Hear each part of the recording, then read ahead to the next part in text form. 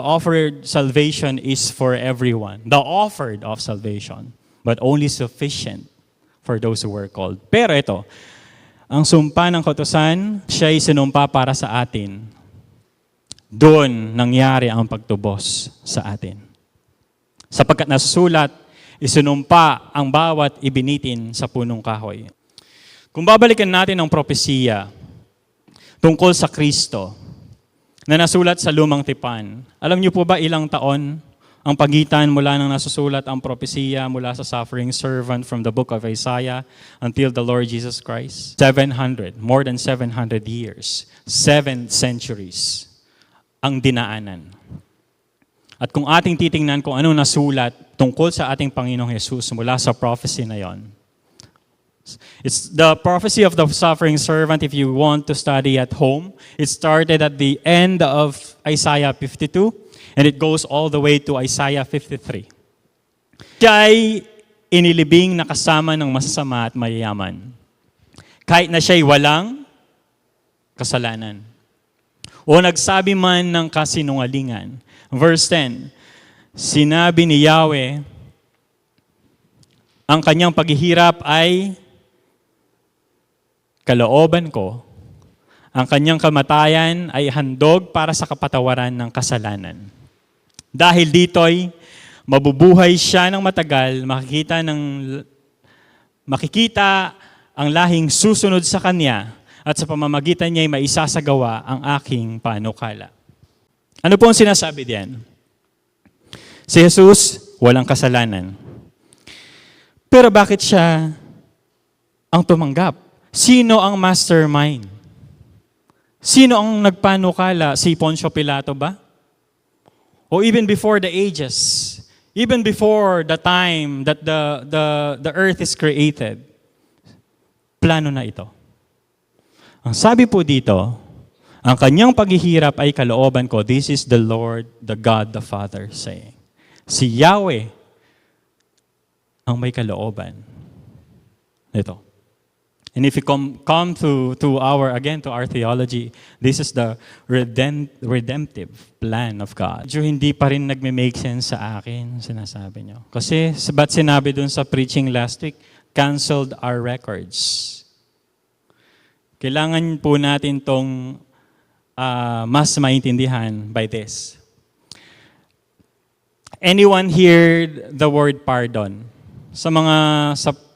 Kung tayo na sa politics, may mga na tayo mga na-pardon dahil na sila ay released sa pagkabilanggo. Dahil sila ay na-pardon is because of they've been on a series of services or dahil sa age. Pero sa pardon, is the person guilty of the sin he committed? Why? Bakit siya nakulong? Yes. That person is guilty. Siya ay naatulan, but eventually napalaya siya. But looking at it, yes, the person is pardoned, but in the court of God, it's different. Kinakailangan na tayo maiharap na tuwid at walang dungis. For it's not enough unrighteousness be canceled. Hindi sapat ng ating kasalanan na maalis lamang. Ulitin ko po yun, hindi sapat ng ating mga kasalanan na maalis lamang. It's one thing that we know Jesus who takes away the sin of the world, canceling our records, but another thing that how God sees us just and righteous. It's indeed that our perfect righteousness, it is needed. Kailangan po ng ating perfect righteousness ay ma-establish, maging ganap ang ating pagiging matuwid sa mata ng Panginoon. At ang kamatayan at paghihirap ng ating Panginoong Hesus ang basihan ng dalawang bagay na ito. His suffering is the suffering that our righteousness deserve. Siya'y binugbog dahil sa ating kasamaan. Tayo ay gumaling dahil sa paghihirap na dinanas niya at sa mga hampas na kanyang tinanggap. Tayong lahat ay tulad ng mga tupang naliligaw, nagkanya-kanya ng lakad. Ngunit ipinataw ni Yahweh sa kanya ang kaparusahang tayo ang dapat tumanggap. His death, pinnacle of His obedience. Dahil kung di po yan ginawa ng ating Panginoong Yesus, is there a way? Is there any other way? Maybe there's some other way. Lagi na ako mong mag-pray. Or po ang mete, guy, lagi tayong pag-pray. Is that the way? O lagi na akong tatapakan aliwang tao. I always give to the poor. Is that the way? If you go back earlier, disobedience to the law is the curse. Are we all guilty?